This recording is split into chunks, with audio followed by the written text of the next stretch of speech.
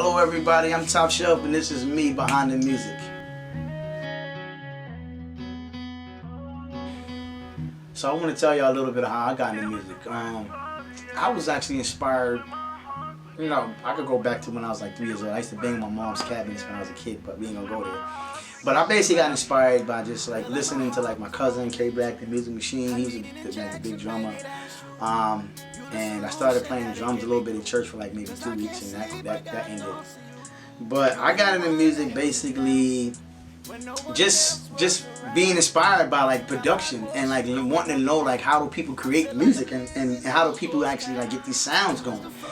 So I just used to go to like my uncle's crib, my grandmother's house, and listen. He had some equipment. I used to go to Shamtrack's crib back in the day. Shout out to Shamtrack's. I used to try to go there and make beats.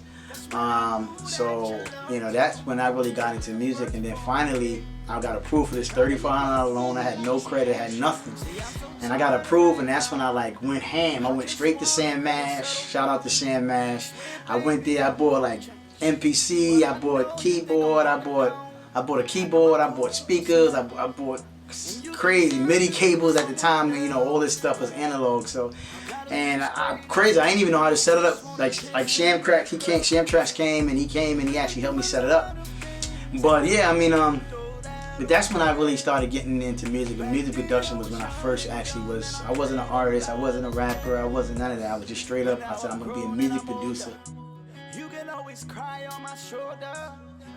It's funny because nowadays, I'm sure people don't really do that, but how I started getting like more intertwining with people in the music industry was, I was one of those people that used to stand in front of like labels.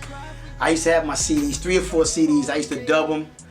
I stood in front of Sony Studios in Manhattan, back in like on 54th Street at the time.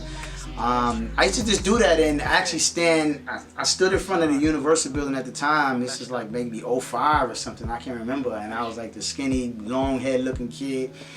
And I ran into one of the dudes there and they was like, yeah, we got a promotion team, you can rock out. And it was somebody from Def Jam and they was like, yo, come through.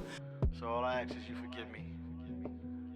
I'm inspired a lot just from hearing like uniqueness, sounds, just different types of genres of music. I don't care too much about like what genre it is, more the feeling and the vibe that I get. It can be I don't even have to understand the language. If the vibe is there and it's crazy, I'm gonna rock with it. Like I'm gonna just vibe with it because I'm all about vibes and feeling. That's what I think music is kind of lost a little bit because the feeling is not there.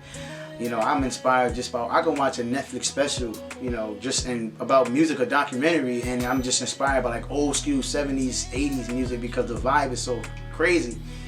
But that's what really inspires me, and sometimes I just feel like that's when I get into the studio and that's when I get into my zone, when the vibe is right, the feeling is right, I'm listening, I'm hearing, I'm creating, and that's when I'm really like in my element. When I'm creating, I'm like just going with the flow. I never like go into the studio and like, okay, I need to make this rap beat. I need to take this sample and flip it. I just turn on the MPC, I cut on my computer, and I'm just scrolling through sounds, I'm scrolling through beats, I'm scrolling through like stuff. And something that just hit and it just hits me in my soul, I just feel it. Stages came about because I basically I went to Europe last summer, and I was inspired. I was in Europe, I went to France, I went to Italy, I went to Spain, and I was in Barcelona. And I just like the genres of music, just meeting different DJs and meeting different people. Like the genres was just so crazy. Like I was like, wow, I'm just like, man, and that Afrobeat, that Latin music, reggaeton and all that stuff, that rhythm is just like, wow, it's just so crazy. So I got inspired, and that's where the project came out called Vehicle Mingo, Travel With Me, because I was traveling basically in these different cities, just listening and vibing and just listening to different genres and how it made people feel, and that inspired me. When I came back, I went straight in and I locked in. Basically, I just feel like I see myself, being something that's, greater than myself. I got big dreams. Of course, everybody, wants to win a Grammy. Everybody wants to win an award or something. But for me, I just want to be heard. I just want my music. I put my heart and soul into creating, music. So I just want people to hear, what I got to offer and what I can bring to the world. There's a lot of people in the cemetery that never got to people to hear their gifts. The best singers, the best actors, the best musicians, made a wrong choice, and they didn't get the chance for people to hear their gift that God blessed them with.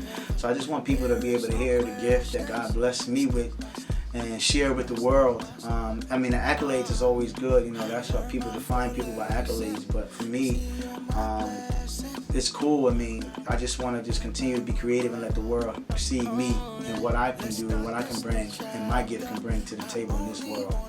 So that's me. Thank you guys for listening. That's Top Shelf Behind the Music.